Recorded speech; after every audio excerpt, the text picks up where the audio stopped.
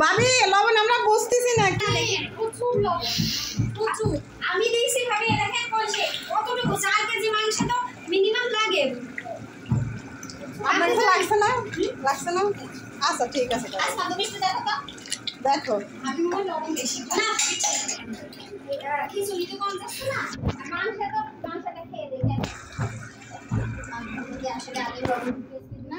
মাংস সিদ্ধ হয়ে গেছে আমরা দেখছি চেক করছি না খেয়েছেন আচ্ছা আপু লবণ ভাবি একটা মাংস আপনি একটা মাংস খেয়ে দেখেন আসেন